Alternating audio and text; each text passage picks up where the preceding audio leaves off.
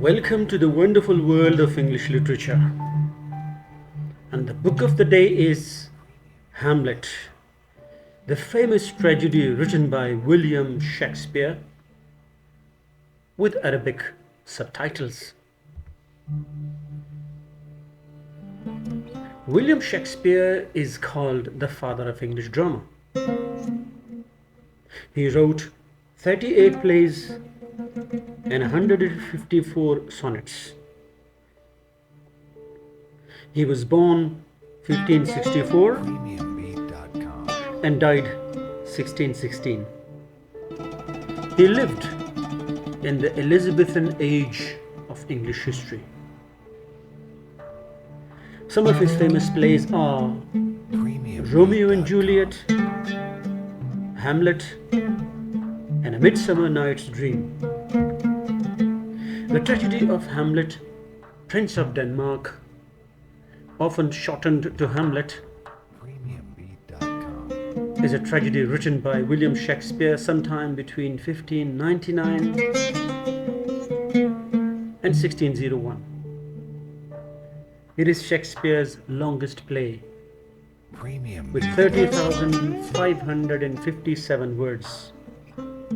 Set in Denmark, the play depicts Prince Hamlet and his revenge against his uncle Claudius, who has murdered Hamlet's father in order to seize his throne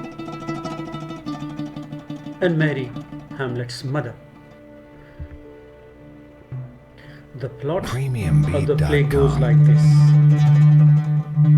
On a dark winter night, a ghost walks the ramparts of Elsinore Castle in Denmark.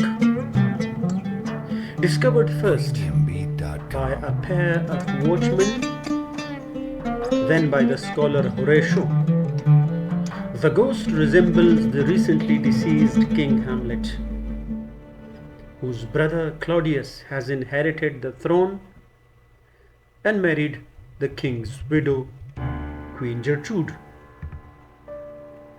When Horatio and the watchmen bring Prince Hamlet, the son of Gertrude and the dead king, to see the ghost, it speaks to him, declaring ominously that it is indeed his father's spirit, and that he was murdered by none other than Claudius, ordering Hamlet to seek revenge on the man who usurped his throne and married his wife. The ghost disappears with the dawn. Prince Hamlet devotes himself to avenge his father's death, but because he is contemplative and thoughtful by nature, he delays entering into a deep melancholy and even apparent madness. Claudius and Gertrude worry about the prince's erratic behavior and attempt to discover its cause.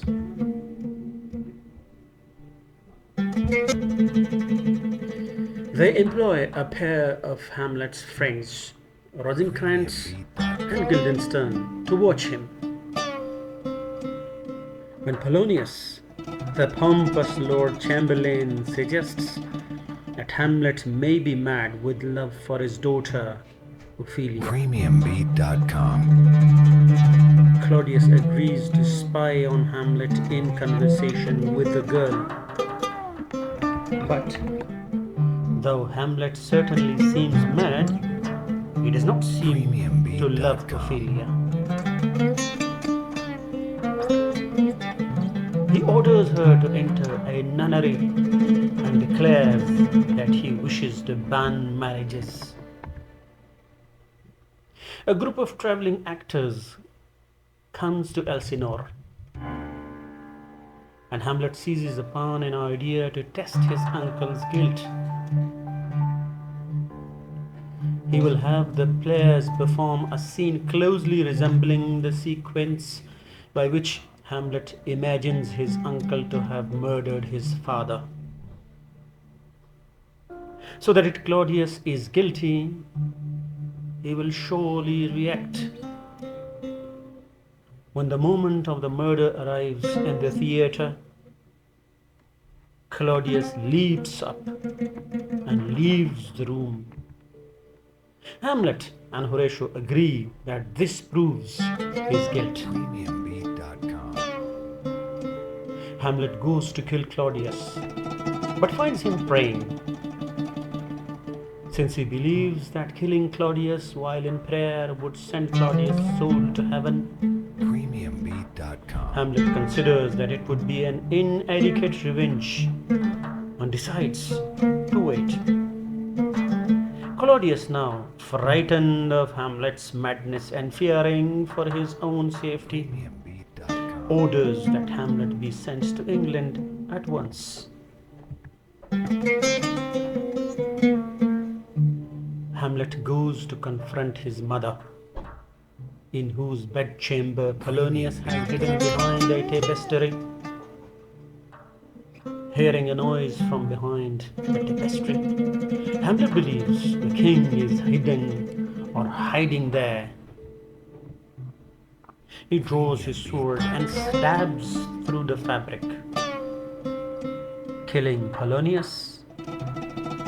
For this crime, he is immediately dispatched to England with Rosencrantz and Guildenstern. However, Claudius' plan for Hamlet includes more than banishment, as he has given Rosencrantz and Guildenstern sealed orders for the King of England, demanding that Hamlet be put to death. In the aftermath of her father's death, Ophelia goes mad with grief and drowns in the river. Polonius' son, Laertes, who has been staying in France, returns to Denmark in a rage. Claudius convinces him that Hamlet is to blame for his father's and sister's deaths.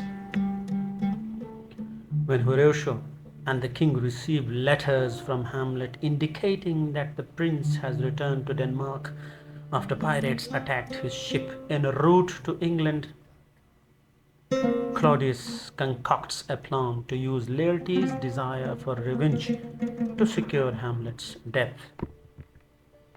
Laertes will fence with Hamlet in innocent sport, but Claudius will poison Laertes' blade so that if he draws blood, Hamlet will die. As a backup plan, the king decides to poison a goblet, which he will give Hamlet to drink should Hamlet score the first or second hits of the match. Hamlet returns to the vicinity of Elsinore just as Ophelia's funeral is taking place. Stricken with grief, he attacks Laertes and declares that he had in fact always loved Ophelia. Back at the castle, he tells Horatio that he believes one must be prepared to die, since death can come any time. A foolish courtier named Osric arrives on Claudius' orders to arrange the fencing match between Hamlet and Laertes. The sword fighting begins. Hamlet scores the first hit, but declines to drink from the king's proffered goblet. Instead, Gertrude takes a drink from it and is swiftly killed by the poison.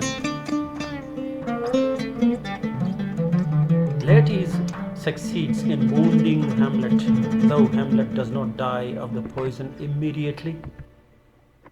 First, Laertes is cut by his own sword's blade, and after revealing to Hamlet that Claudius is responsible for the queen's death, he dies from the blade's poison. Hamlet then stabs Claudius through with the poisoned sword and forces him to drink down the rest of the poisoned wine. Claudius dies, and Hamlet dies immediately after achieving his revenge.